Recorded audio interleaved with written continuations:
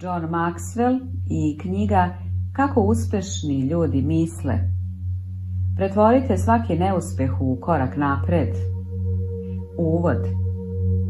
Ljudi koji razmišljaju na dobar način uvek su traženi.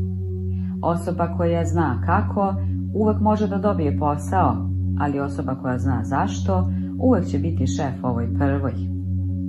Dobri mislioci rešavaju probleme, nikad im ne nedostaju ideje pomoću kojih će da unaprede organizaciju i uvek daje nadu u bolju budućnost.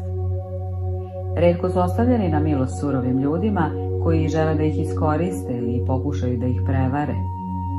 Nacistički diktator Adolf Hitler razmetao se govoreći: prava je sreća za vladare to što ljudi ne razmišljaju.